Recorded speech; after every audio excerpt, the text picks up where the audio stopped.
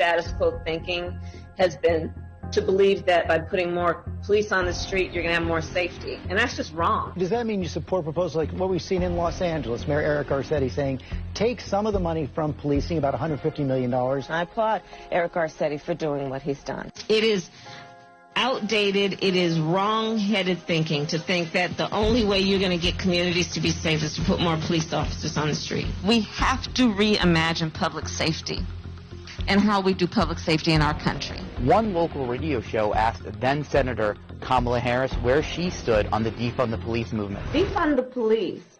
The issue behind it is that we need to reimagine how we are creating safety. And when you have many cities that have 1/3 of their entire city budget focused on policing, we know that is not the smart way and the best way or the right way to achieve safety. This whole movement is about rightly saying we need to take a look at these budgets and figure out whether it reflects the right priorities. For too long, the status quo thinking has been you get more safety by putting more cops on the street. Well, that's wrong.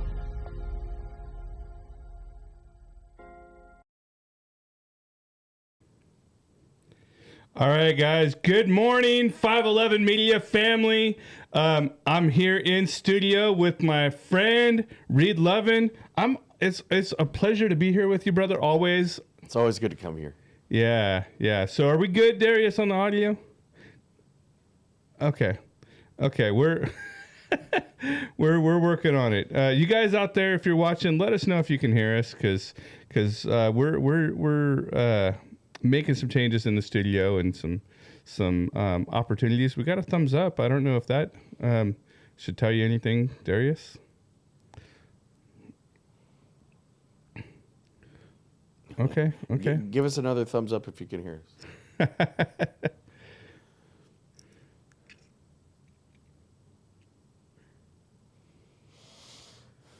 All right. We got 2 viewers. I don't know. One of them might be you, Darius. Did you give us a thumbs up, Darius? There you go. Is that your microphone? Okay.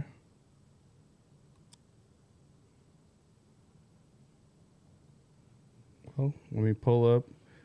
Sounds great. Okay.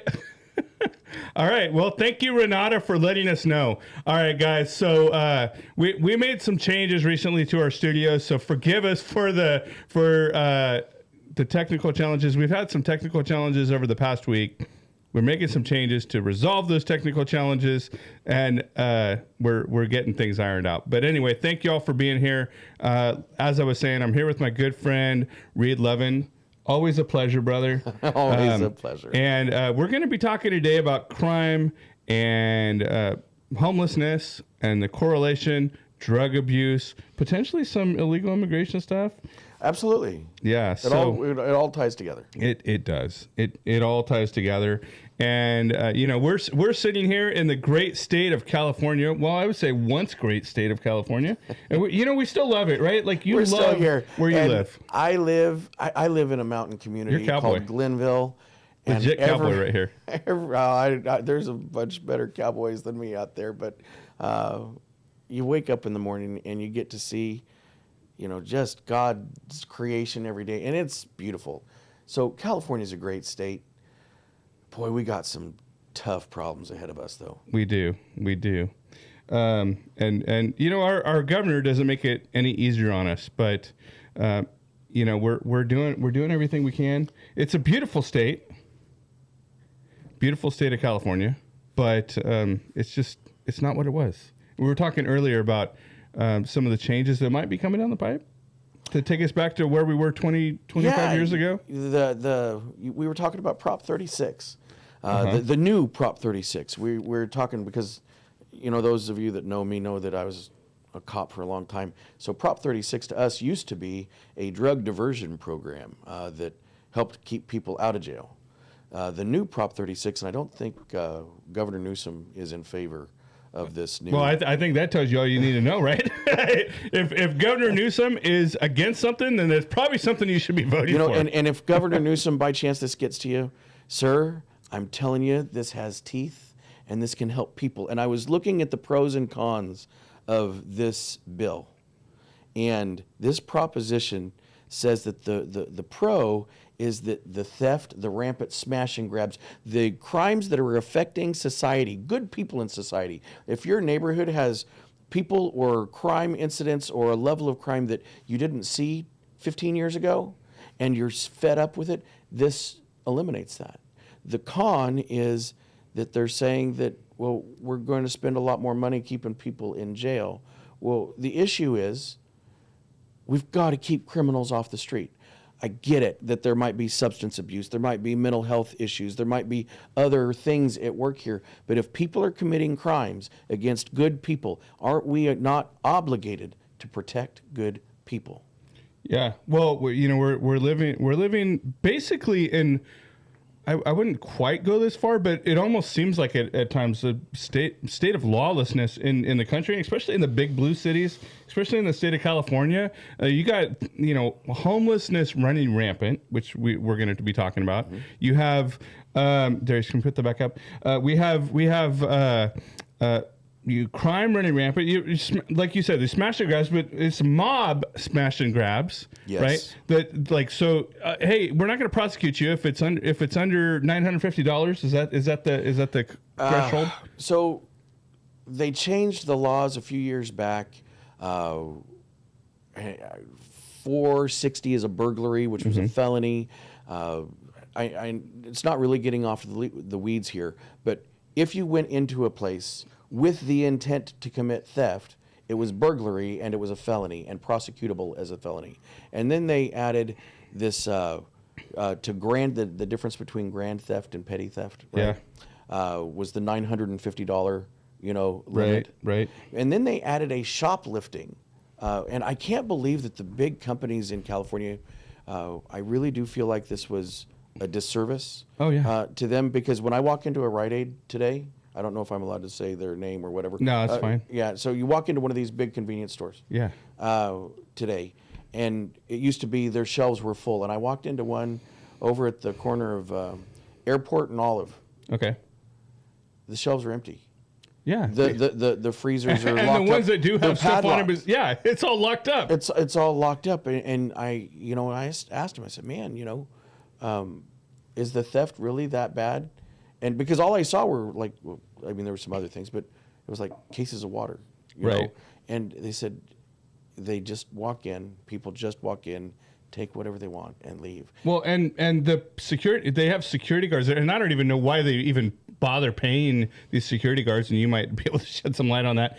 But they're there, and they're just like, all right, bye. Have a good day. I think that the security is hamstrung a little bit. Oh yeah, I'm not faulting them. I'm saying they get prosecuted for doing anything about it. So it's not their fault. But what my point is, there's no point in them even being there at all. Observe and report, right? So hey, I can write a great report about watching this guy steal your stuff, right? Or this person steal your stuff.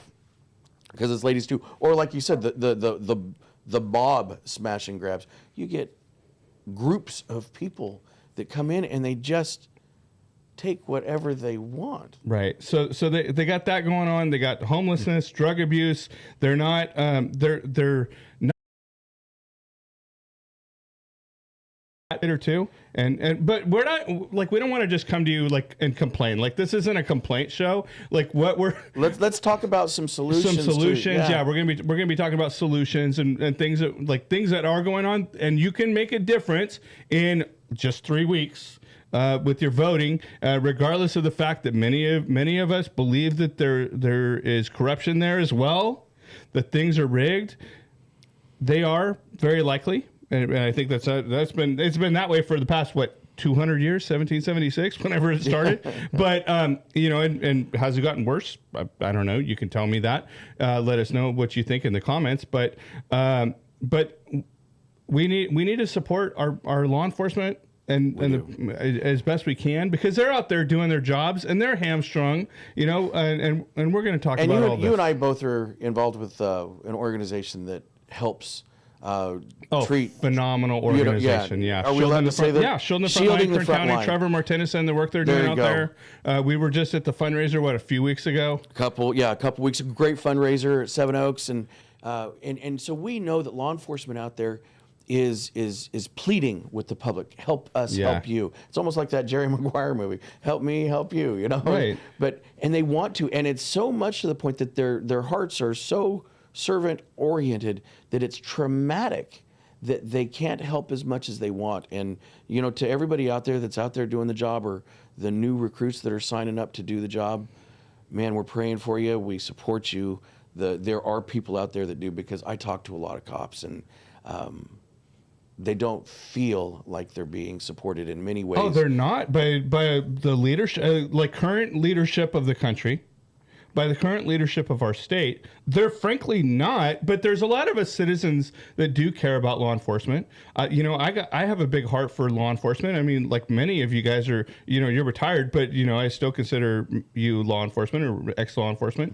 Many of you guys are my brothers. You know what I mean? Yeah, and they're your neighbors too, because law enforcement's kind of weird, because it's not like being a soldier all the time, right? You don't go to war, fight the war, come home, and you're off duty. It's every day you got to come home. You still got to take out the trash. Yeah. Still got to love your wife, your husband, your partner. Yeah. You still got to hug your kids. You still got to take care of your friends. There's normal life too, and you're shifting gears all the time between going and fighting the good fight, and then coming back and dialing it back so you can be an active participant in your off-duty life. And like I said, man, you guys out there just keep doing the right thing the right way. And I know that the command staff here in Kern County, you're lucky to have people that care. And I know that way up in the higher ranks, there are people that lose sleep at night that came up through the ranks that really do care. Well, I know you do, but I know many of these guys personally as well. Donnie's a great guy. Mm-hmm. Mike Boudreau's a great guy. Mm-hmm. Chad Bianco's a great guy. And those are the ones that I know of. You probably know all of them, but we got to support our law enforcement. And we bring up that comment from Renata. It looks like a third world country. It's sad to see. Can we bring that up? There we go. Looks like a third world country. It's sad to see the destruction of America within. Yeah, and that's like what we're facing right now is like essentially what feels like intentional sabotage. And it just makes a pit in my stomach when I see it every day. When I left law enforcement, I started a security company, and the reason why was because we have society that's screaming for help, and we have law enforcement that's understaffed and underfunded and not supported as much as we'd like them to be truly effective. And there's this big gap in the middle. And when you drive down the street, and I know one little ladies' boutique down in downtown Bakersfield that they're just a mom and pop shop, and they get those big picture windows that are busted out for no other reason than to steal costume jewelry. What's the shop? Is Tallulah's. Okay, yeah, I know. I buy stuff for my wife there regularly. Yeah, and and when you have your company and you see them going through and at 6:02 in the morning, because the crooks know that shift change for the PD. They come through and they do it, and they don't do it once. They do it multiple times a week, and that's gut-wrenching. And like Renata said, it looks like a third world country, and we've got to come up with especially in California, dude. Right. And it's crazy. Like, we've watched this, over the past, I think it's gotten significantly worse since 2020, but we've watched this kind of. It was like a slow fade, and then all of a sudden it was like an explosion. Yeah. And you're talking about the crime rates. Yeah. Yeah. Crime rates and the homelessness, especially now, we saw that in big cities, right? We saw it in LA and San Francisco. Like, I don't know how long it's been, but I haven't wanted to go to San Francisco for at least a decade. LA, we used to do some business there, but I'm just like, I don't want any part of LA. I remember when my kids, our kids range from, my wife and I have 4 between the two of us. Oldest is 25, youngest is 20. And I can remember my daughters when they were little. One of my favorite things to do was to take them to San Francisco. You know, the little ride on my shoulders. We walk around. There's beautiful We used buildings. to go to the Giants game when I was growing up. Right? Yeah. You know, and I like you said, about, at least a decade, there's no way. There's just no way. Dude, you couldn't pay me enough money to go to San Francisco. Yeah. And the businesses are pulling out. Yeah. You know, and the businesses are not just pulling out of San Francisco. And there's your social experiment is, with the defund the police, I think that there might be a video around here with Vice President Harris talking about we have to reimagine things. And if you take that conversation as we have to come up with better solutions, well, there's your social experiment. You have Portland, you have San Francisco. Who wants to live there? Nobody. Right. So let's move backwards a little bit. Let's get a better perspective of what really does work. Yeah. We can be innovative. We can use technology, but let's not destroy what we have, right? And that's what that Prop 36 we started off talking about is it's taking a step back. Well, you've seen who the backers are of that. Walmart, Target, like these big companies. Yeah. Of course. They got to protect their investments too. They have to. But let's go to, because I know this whole conversation, of course, it's all related, but the whole conversation bloomed out of the homelessness is where we started the conversation, yesterday as we were planning for the show. But Darius, we got a video kind of talking about Gavin Newsom, and I think it's video one, his 16 years into his 10-year plan to end homelessness, and we're going to see how that's going, and then we'll talk about that more after we come back.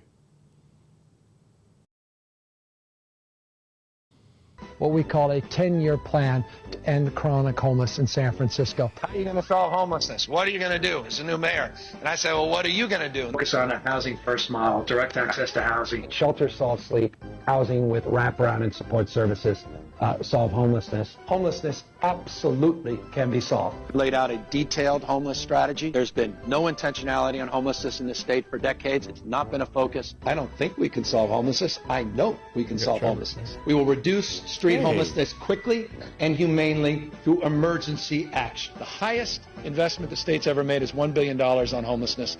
We are poised to pass a budget in the next few hours that will provide $12 billion of investment. I can literally quantify 58,000 people that we got off the streets last year. And none of you would believe it. The state has not made progress in the last 2 decades as it relates to homelessness. Why? We're not interested in funding failure. We're not interested in failing more efficiently when it comes to the issue of homelessness and the crisis on the street. I think Gavin's more interested. If you take the statements that he's making, I agree with that we haven't taken significant steps forward, that we're not interested in funding, failures, and there are real solutions out there. We have genius business people and public servants out there that have real ideas, real solutions that have been brought to the table. And if we can get out of their way and stop creating bureaucracy and continue to help the people that need the help, we can get this done. Yeah. So for instance, he said direct access to housing, right? Yeah. Well, here's some quick numbers. I know that you can take a government-funded construction project, and if that project, depending on where it's in the state, you convert a hotel, that's going to cost them anywhere from $400,000 to $1 million per unit, not per hotel, per room that's used for this housing with wraparound services that he was describing in that, and the supportive services, up to $1 million, I think, in Santa Monica, over 400,000 here in Bakersfield. Where the private sector, I know, in fact, there's 2 projects here in Bakersfield that you can say them. Yeah, so the Rio Mirada and the Blanco, Yeah. That were constructed for under $200,000 a unit. So if we're less than half the price, Yeah. in the private sector, and we can provide the housing that is so desperately needed, this isn't a defamation. This isn't trying to push government away. It's saying let the private sector do what we do well, And government, you come in and do what you, well, be careful. Do what There's you not do well. much that they do well, is there? Right? But there are these supportive services and, funding wonderful organizations that are out there providing wraparound services and social services and all that kind of stuff. And again, I don't know if I'm allowed to say all of their names, but there are a ton of nonprofits in Kern County. And, You can say okay, their so names. Cap K, Open Door, Flood Ministries, The Mission, Mercy House. And there's not enough, the tiny homes that were built. But as soon as you get the government too involved, it becomes much less efficient. And then you have this Rio Mirada and Blanco that are private investors that are coming in and trying to help that out. Well, now we have an opportunity for and we have groups, and we're going to have on the show later this week, I think maybe tomorrow or something, Deb Johnson, Deb with VFW. Yeah, so she's working on stuff specifically for the veterans, and so like there's a lot of groups that are trying to do a lot of good out here. Yes. So, we were talking about that, and let's pull up video 7, Darius. Can we pull that up?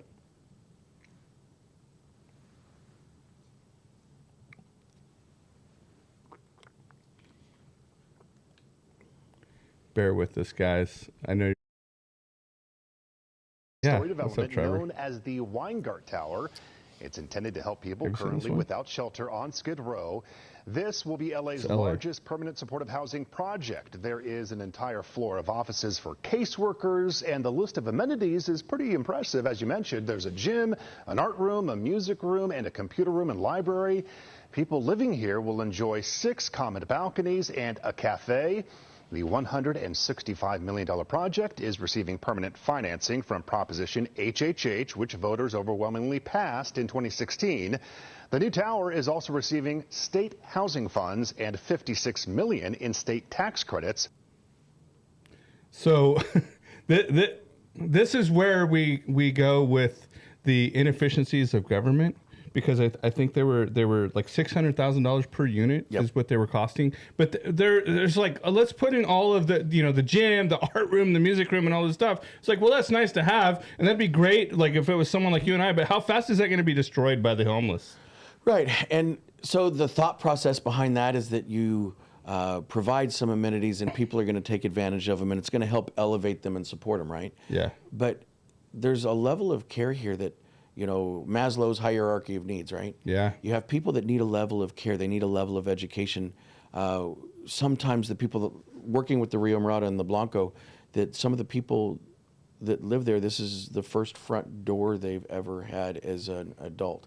They don't know how to navigate the system. And so if you have square footage to utilize, wouldn't it be better to provide classes or the support they need on life skills?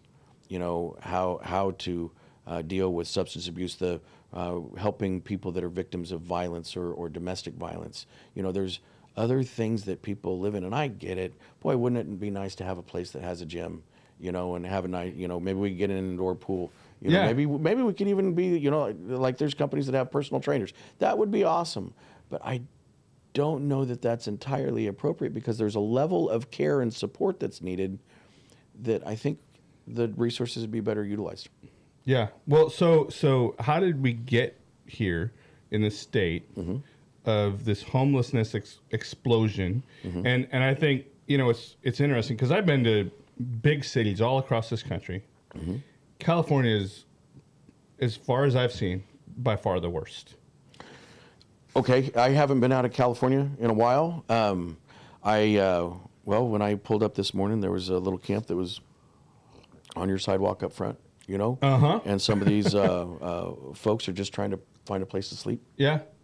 And not get robbed. I have worked with the homeless a lot in different capacities, and I know that real criminals use them as cover so that they can case places to commit more crimes. I know that they're victimized, that they are, crimes of violence that are perpetrated against the people that are living on the street and out in the world and not protected, and which is more, and there's the mental health issues, but then there's also the resource resistant people. By resource resistant, I mean people that refuse to try to assimilate into society. They refuse to be productive.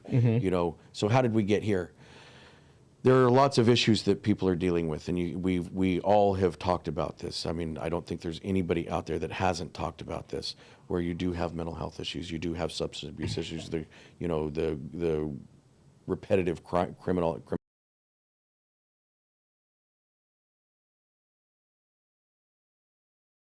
continuing state reduced the amount of attention that and resources that we're providing to keep those people kind of segregated from society. Not saying they can't come in, but if you have somebody that's not willing to participate nicely, give them a timeout. You know, how many mental health facilities do we have that are, that we can take people in? We don't have enough beds, right? We don't have enough space. Our prison population is decreasing, but I think that's a false statistic, that they're changing the laws to release people. Right. And those people now, if it is a mental health issue, aren't getting the help that they need, because if they're in custody, there are programs and there's mental health professionals, there are resources that are devoted to them to try to get them help. There's classes and education. They're teachers that are hired by the prison system and the jail system to help these people learn what it will take to assimilate. So if they're not staying in jail and they're not getting the resources, because jail's much more than just staying in your cell, it's a chance to start to reassimilate. Well, then you just get kicked out on the street, and with what help? And you're getting put into a shark tank where it's, kill or be killed. It's a survival thing. And so they're not part of a group. They are survival motivated, so that the people are pushed into situations where they are reactive. They don't analyze. They don't think analytically in order to make the best choices, right? All they're trying to do is to get to the next meal. All they're trying to do is to not get robbed or raped that night. So do you think that it was the change in these laws, like Prop 47, 57, that we talked about yesterday, that led to this explosion in homelessness? Or I think it contributed to it, for sure. And then changing the laws so that there was a lack of prosecution. You can talk to law enforcement all over, all over the state, and they'll say, hey, if we get them arrested, then we can't prosecute. Well, if you talk to the district attorney, or district attorneys, they're going to say our caseload is so high that we can't get them through the system fast enough, so that they're taking plea deals. And then when you get to the counties say, well, I can't keep them incarcerated because of the shrinking population at the state level.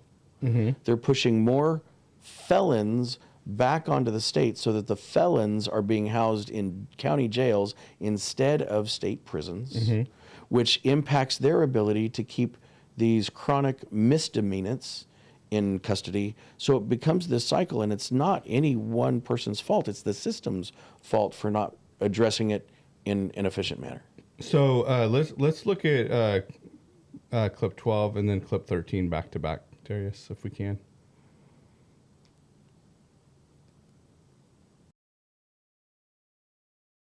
But we do have a state policy called Prop 47 that effectively, at a macro level, Prop 47 made felonies misdemeanors and made misdemeanors slaps on the wrists, and things that were charged in the past became basically things that no longer were being charged. And within Prop 47, one of the major elements is that the federal the felony thresholds for theft were defined as $950, like I talked about. And then with the lack of resources, even thefts that were above that dollar threshold ended up, in many cases, not being charged either. So what we have is a risk versus reward matrix that favors criminals right now, where there's a high reward with free stuff with very little risk, a very low probability of getting caught, very low probability of being arrested. And even if you are arrested, very low probability of getting charged. And if you are charged, very low probability of actually serving time. Prop 47 is something you've been keeping your eye on, and we all should, because we want to get law and order back in our cities, and maybe it should get back to where it left first, and that is in California. What is it, and how close are they to getting that on the ballot? So let's go back. Kamala Harris was Attorney General, and during that time, California state legislature passed a bill called Prop 47. It was trying to figure out a way to help some people out, right? And basically it said if you steal $950 of merchandise or less, then you will not get prosecuted. Well, the thieves had taken broken loose. advantage of that, and so you could steal $950 every day and keep going. So this has gotten to a point that it's so untenable. Two things are happening. There is a recall effort to take Prop 47 and put it into the dustbin of history. It has 360,000 of about 525,000 signatures that they need to get to put this on the ballot. 89% of Californians want this repealed, and surprisingly, but thankfully for those people that want it repealed, the mayor of San Francisco, London Breed, has come out in support of repealing it. I always thought we were a self-correcting country. We could be correcting ourselves right now. Need to do it quickly. From the left side. Dana Perino, thanks so much. We'll see you every single day, at least 2 shows. So we are seeing, even that's interesting. Even the mayor of San Francisco is like, I'm done with this crap. Well, but yeah. Newsom still wants to push 47. So, how unfortunate is that? Because wasn't Newsom the mayor of San Francisco himself at some point? He was, yeah. And if you have the folks and the mayor that has your old job is saying, look, it's just not working. I don't think this has to be, it doesn't have to be a fight in the sense that we start slinging mud at each other. The facts are the facts. This didn't work. It is not working. It's never going to work. A change has to be made.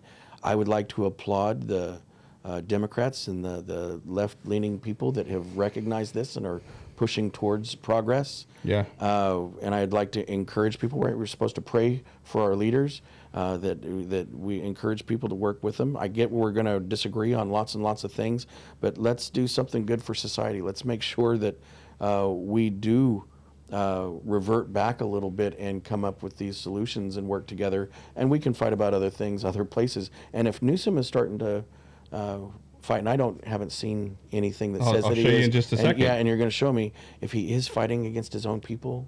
Yeah. Man, you know. Well, let's Darius. Let's play. Looks like I'm not sure if it's 21 or 22 would be better. You know what? Let's go with 21, and then we'll bring in 25 after that. But let's go with 21, so we can kind of give others who are watching a background on what Prop 36 is. Today, Governor Gavin Newsom says he's frustrated after a new poll shows an overwhelming majority of likely voters support Prop 36. That's the measure seeking to increase penalties for certain drug and theft crimes. Capitol correspondent Eitan Wallace joins us with the governor's message.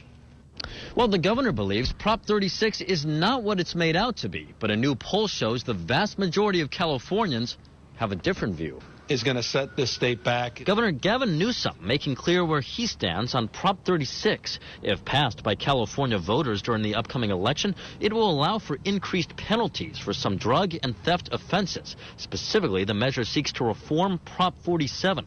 That's the 2014 voter-approved law that changed some felonies to misdemeanors and loosened penalties for certain drug and theft crimes, including retail theft when the stolen items are valued at less than $950. Because of Proposition 47, there's no consequence. And that's what we need, is consequence for the commission of crime. That's a major reason why State Senator Roger Nilo says he's backing Prop 36. But during this press conference in San Francisco, Governor Newsom argued against the measure. It's about mass incarceration. It's about bringing it back to 1980s mindset. The impact it's going to have on the black and brown community is next level. But to Newsom's disappointment, it appears the vast majority of likely voters in the state are poised to approve Prop 36. That's according to this poll from the Public Policy Institute of California, showing 71% of likely voters support the measure, while 26% do not. And the fact that I saw a poll today and so 70% of people want to support it, I was wondering what state I was living in. And I know people are frustrated. I know people are angry. I am too. But this is not the way of solving it. supporters of the measure say, in addition to combating retail theft, Prop 36 is needed to address homelessness and combat rampant drug use on the streets. Specifically, they say it will increase drug treatment resources for nonviolent drug offenders. Homeless people that are suffering from drug addiction and not otherwise being treated. It's going to provide the ability to get them into treatment. We don't want to put people in jail. We want to get them to treatment that they're otherwise not doing. But Newsom argues many parts of the state are simply not ready. 22 counties don't have one residential treatment slot, not one. All of a sudden, they're going to have treatment on demand after this initiative's done with not one new dollar. Prop 36 is a real setback, and it appears clearly that the public has a different point of view. And when Newsom was asked whether he plans to use his own campaign funds to campaign against Prop 36, Newsom replied, quote, "I cannot do everything," adding he's already putting much of his focus to electing Kamala Harris, the next president. Reporting in San Francisco, Eitan Wallace, 17. So Kamala Harris, who was, I think, at least partially responsible for that Prop 47, right. Is who, and of course Gavin's, they're pushing the liberal candidate. They're going to do that. They're Democrats. And what they're not articulating well here is that the added teeth to this, the keeping people in custody, increased, punishment, the consequence for the crime that are being committed are people that are habitual offenders, right? It used to be a felony to be in possession of drugs. This Prop 36 addresses people that repeatedly commit theft crimes repeatedly. That means that the person continues to victimize public. And while uncomfortable, if I'm just looking at the choices here, we are either going to choose to protect the law-abiding, productive members of society, or we're going to try to enable people who have decided to habitually commit crimes. And I don't think that we can do that. I don't think anybody can do that. Right. So what is your expert opinion? I know you get part of it already. Say expert because how many years were you in law enforcement? A couple decades, right? 17 years active duty with the Sheriff's Office. Yeah. So a couple decades, and before that, military experience and everything else.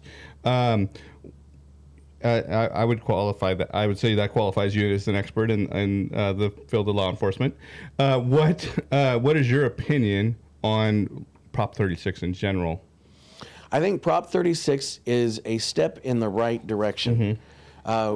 Ultimately, if you have a plan, right? What's the quote from Mike Tyson? Everybody has a plan until they get punched in the mouth. Yep. Right. So we have a plan to address habitual criminal activity. We have a plan to get drug treatment and that sort of thing. But if we fail in the execution, then we're no better off than how we are now.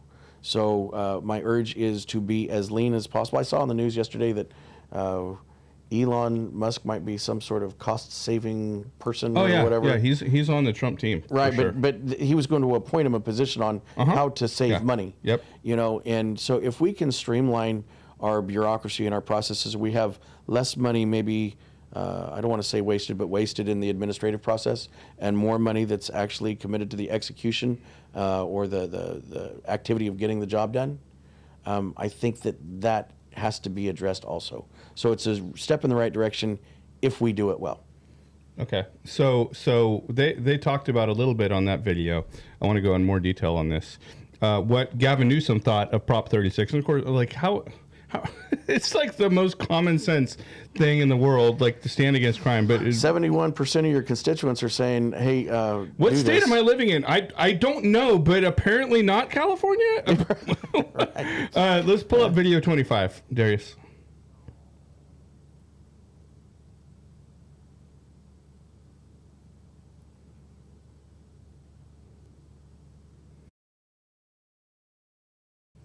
After this initiative's done with not one new dollar, it's about mass incarceration. It's about bringing it back to 1980s mindset where it's possession of drugs and you end up in state prison at the cost of $100,000+ per taxpayer. It's funded by big oil and Walmart and conservative right-wing DAs. The impact's going to have on the black and brown community is next level. And the fact that I saw a poll today and so 70% of people want to support it, I was wondering what state I was living in.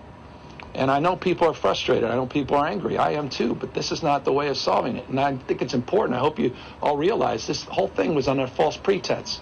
was around retail theft. Remember that? I hope you guys do the analysis. Please, I can't do this alone. There has to be some scrutiny and accountability. It was all about retail theft. It's interesting, the retailers are not on board. Yes, they are. Grocers are not on board. Yes, they are. They talked about the retail theft threshold of $950. It's not even included in the initiative. That's not what it's about. He's just it's drug policy reform that sets us back to the 1980s, and we all lived through that, and we've been trying to unwind that. Wait, what At are the the same most time, I'm for economically accountability, prosperous signed times of our 11, country? 12 pieces of legislation on retail theft. Retail theft. Yeah, the leaders I in think this let's space go back all to the celebrate 80s. as a Things were great national in the model, 80s. and they're right. And I thank the Attorney General and others. He's got a retail theft unit now. We just announced yesterday 171 new arrests, over $500,000. That was just from an operation last month with the CHP. But Prop 36 is a real setback, and it appears for the crime clearly that the public has the criminals. Criminal in chief Gavin Newsom, Comrade Newsom here. Translating them to voters if the polls are showing enormous support. You know, we're the size of 21 state populations combined. I'd like to think everybody picks up the LA Times and absorbs it, all 40 million Californians, and they balance all these facts. I don't mean that the LA Times pejoratively. propaganda machine. It's hard, right? I mean, we'd have to raise tens of millions of dollars. And that's the truth. You know, and that's a challenge. So look, I'm not a defeatist on this. Every time you can go back, rewind. I think I've had similar remarks at 25 other locations. That's my point of view. But I'm not naive either. And I made this point. I saw a lot of politicians that are like this. Which directions are going? And I saw them move in that direction. And then I realized it was even worse than I thought. I became a little more cynical. They didn't read it. They didn't read it. And that was disappointing to me, but it's not surprising. I've been doing this a long time. Conversation's been like with Mayor London Breed, who's here I haven't today. had a conversation with her. Everybody has their different points of view. You can ask her. I honestly don't know. 2 points here.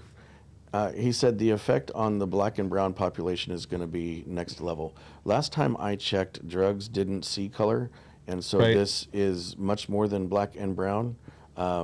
Also, what they're not considering is the crimes that are committed alongside drug abuse and drug sales and drug trafficking and drug manufacturing. So I did spend a lot of my career working on narcotics-related cases. And when you have, hasn't anybody seen Breaking Bad? No, but in the real life, you have other crimes around that. You have extortion, you have human trafficking, and rape and child molest, and you have all of these murder for hire. Gangs are largely financed through their drug sales. So.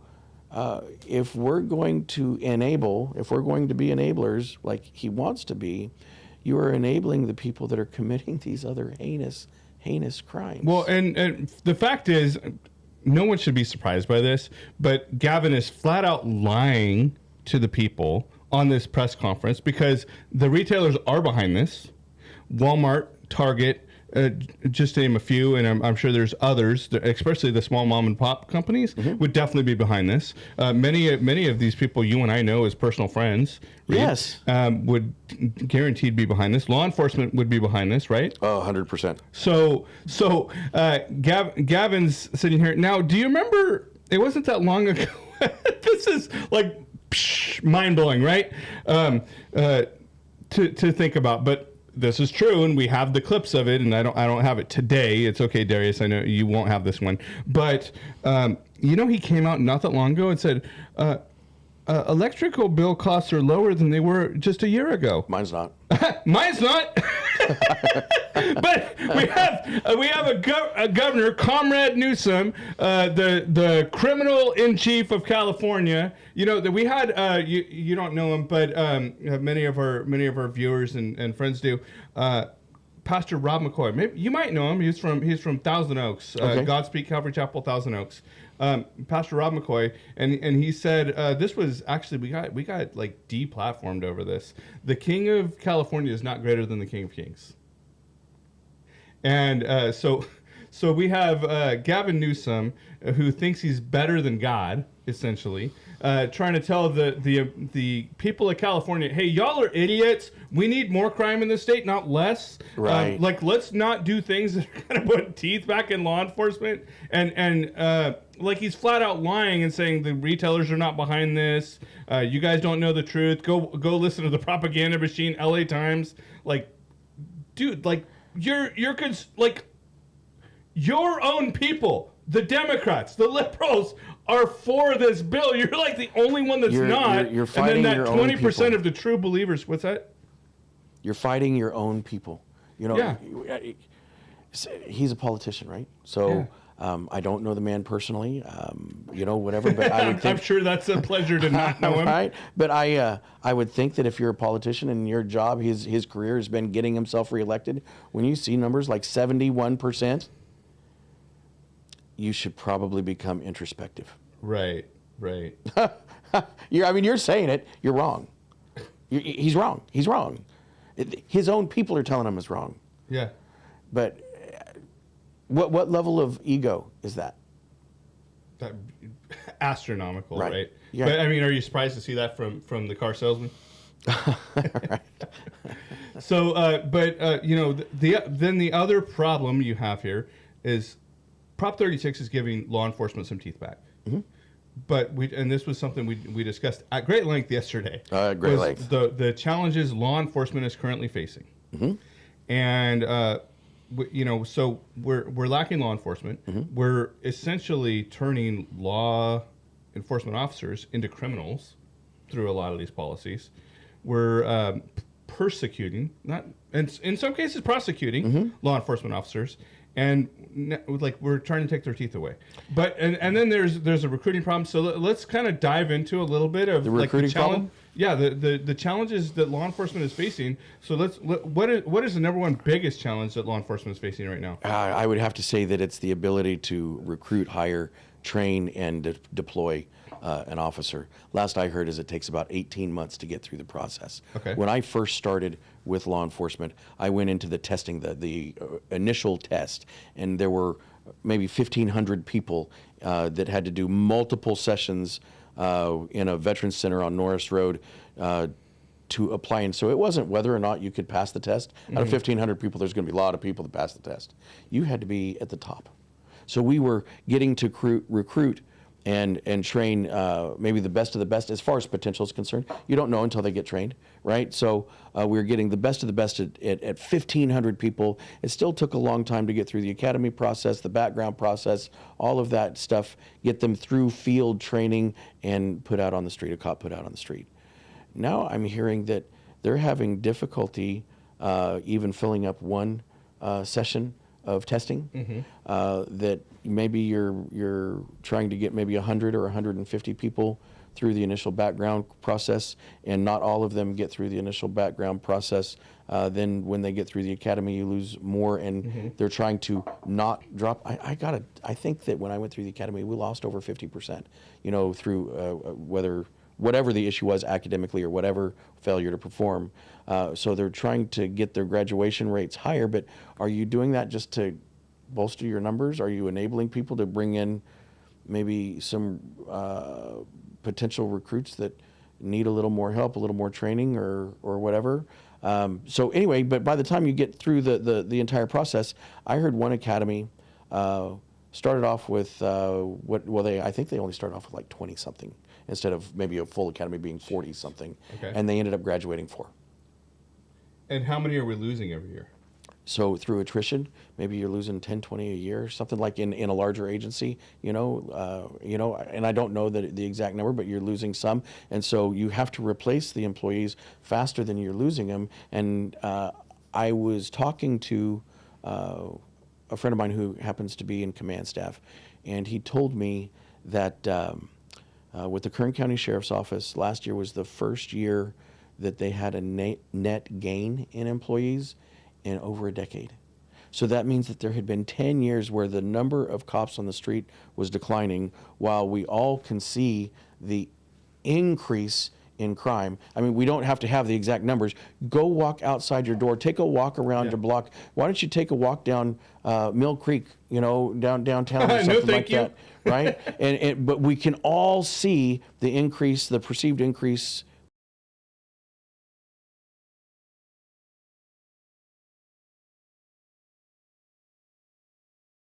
Continues, because how do you solve more crime But is that all with agencies less or cops? just one agency? I haven't talked to the other agencies about that number, but I'm hoping that it's a trend across the board. So what are we going to do? And the reporting takes longer. When I started again, we had handwritten reports, no MDCs in the cars. You had a radio and a Thomas guide, and you did your best. Yeah. And you got through it. And I'm not saying that I want to go back to chiseling reports out of stone, but if technology slows the process so that your work product takes longer and you're losing efficiency instead of gaining efficiency, I think that needs to be revisited also. So in your opinion, and I'm not looking for you to answer a question a certain way, but do you think there's something more nefarious going on here? Nefarious in trying to, well, from a certain segment of the population, I believe that there are people that are anti-law enforcement and they perceive that there is something to be gained from more chaos. Oddly enough, do you know what the definition of a hero is? No. A person that brings order to chaos. Okay.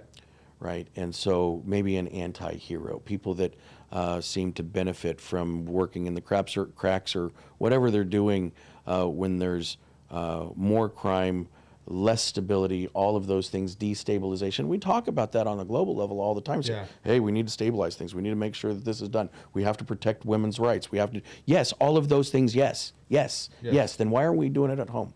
Right. And Tony, thank you, brother, for your comment. Yeah, I agree with you. It's godless. But the people that you're talking about, though, Reed, in my opinion, I think some of them are the people that are in power, that are trying to bring chaos. That for some reason, and I'm not sure what the answer is, but I think that they benefit from chaos. Boy, sir, is apparent, right? Mm-hmm. Again, I'm not trying to pick a fight, but when you have 71% of the population, your own population, I mean, let's face it, Democrats are not in any sort of danger to lose power in California. And when 71% of your people are telling you, hey, you're wrong on this one, and you won't even listen to your own people. So bring up this comment from, and I want an honest answer on this. Bring up this comment from Tony here. Jesus and my German Shepherd. Yeah, that one. Let's bring it up. And I don't know what you think about this. The Democrats want civil war. You think that they really do? I think that there's merit to that opinion. I don't know what everybody thinks, but what do you think, Reed? You think that that's? I think, I do think that there's an element of power of the oligarchy that wants to destabilize our country. Okay, I think that. Well, I will tell you, I'm the most right-leaning person in my family. I might be the only Republican in my family. Wow. Really? Bunch of ranchers? Yeah. Would have never guessed that, bro. Yeah. Well, so my mother does not want civil war, and so I. So I would agree with you. The average citizen. There you go. Right. So when we say the Democrats, I don't think that Tony's meaning your mother. Right. But she is a Democrat, so I have to, because if my mother watches this, Mom, I love you, and I know that you're one of the most loving, generous, peaceful people I've ever in my life. So, but even though she's a Democrat, so there's at least one of them that is a loving person. And I think that there's room for real discourse, polite discourse. But yes, I tend to agree with you that there are people that want to destabilize us for whatever George Soros, reason. Alex Soros, yes. Kamala, Obama, Biden. Now, I also think that Kamala, Obama, and Biden. First of all, Obama's running Kamala. But I think someone else, like Soros. I think you're making a really good point there. I think that there are certain people in power that pull the strings on lots of different people, right? And so, if you have one person with an agenda, they don't have an appropriate perspective on what maybe their intentions were initially good, maybe not, but something has been perverted somewhere. Well, I think if you go back to the Bible, bro, okay, so look at this is all about money and power. Yes. The love of money is the root of all evil. The Bible says it very clearly. Everybody, whether you're Christian or not, I think you know that one, right?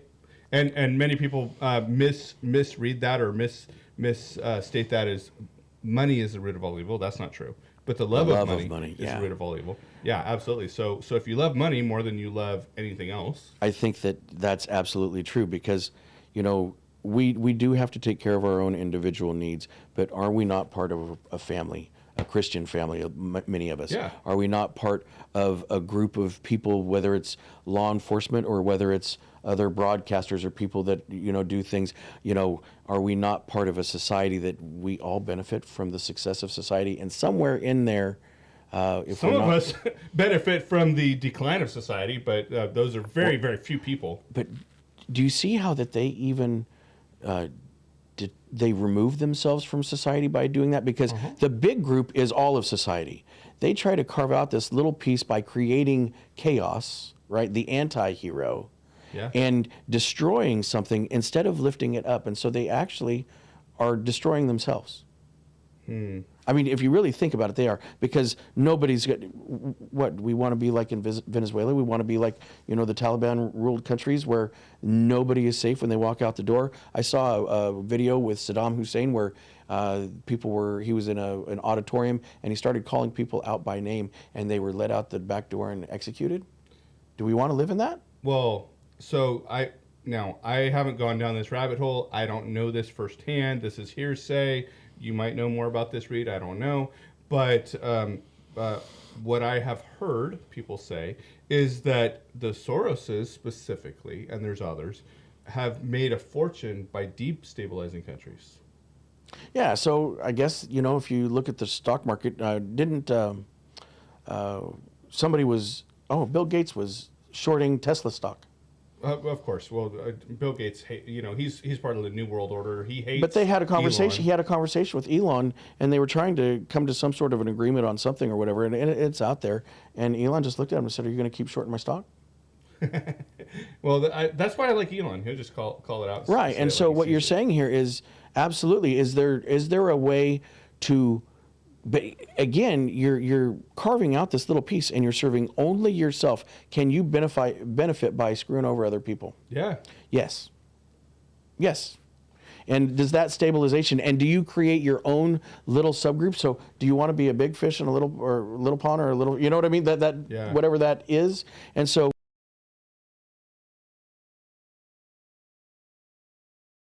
there's an inferiority complex something. And I'm going to come to you guys later this week or next week with some more. We're going to probably do a deep dive on BlackRock. BlackRock. Everybody looks. Most of us know BlackRock is seen as this giant evil corporation. I think they very much are, and they're pushing all these woke agendas. But I was watching a video, and I said this a long time ago, and I was like, yeah, that's what I was saying. What is forcing them to go with this woke agenda that frankly is like, we don't care if we lose money for our investors, we don't care if our corporations lose money, we're so diversified, we're invested in all of the competitors. So like, just take for example Walmart versus Amazon or Walmart versus Target. Well, they're invested in all of them, but what's pushing that ESG, the DEI, the woke agenda and all this stuff in all these companies, largely is being pushed by woke liberal agencies like CalPERS and others that are saying, hey, we won't invest our money with you unless you push this and force it on all of your people. Yes. And ultimately, everybody's worse off. Yeah. Yeah. Well, I don't know if you notice this. I notice this because I'm a parent, and so I might notice this more. My wife definitely noticed it. But did you go into Target a few years ago and notice rainbow flags everywhere during the month of June? And this year, they scaled that way back, because we do vote with our dollar, and we can vote with our dollar, and regardless of though sometimes it may seem futile, regardless of the fact that sometimes it seems like you're the only one yelling into the wind, we can make a difference. And I think there are times now. I'm not a believer in let's boycott everybody, because like look, you take everything that was ever evil and boycott a company based on that, you're going to starve to death, because you're going to boycott literally everybody. And even the best of us are nothing but dirty rags. Right. But I do think that there is a point, like I'm not giving any money to Disney.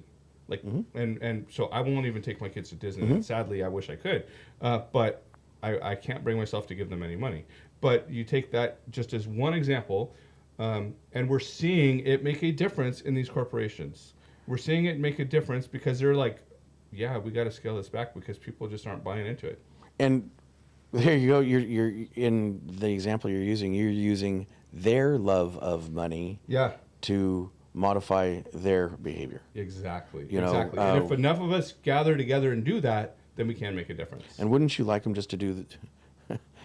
My grandfather, great man, he used to tell me things, and he meant a few words, unlike me. But he would say, Reed, do what's right, not what's convenient. Yeah. Yeah. Wouldn't that be nice? Well, I always have. Okay, so this is one, and I'll probably end with this, but I remember when I was first getting married, engaged to my wife, my beautiful bride, Ludavia. I love you. Thank you for being awesome as always. But someone said, well, you got to pick your battles. And I was like, I never aligned with that statement. And I see the merit and I understand the point, but I was like, well, this is too important, so I'm going to pick every battle. And I think that it's the same battle. It's just multiple fronts. Right. Oh, great point. Yeah. Because you're saying, look, I've drawn the line in the sand. Yeah. This is my box, and this is my freedom. Right? So if you want me to respect your freedom and give you, the recognize your viewpoints, or that you have at least the right to have your viewpoints, don't take my right away from having my own. That's right. So with that, we're gonna wrap this up. Thank you all for watching. Have a great day. Nice seeing you folks. Love it when you're here, Reed. God bless.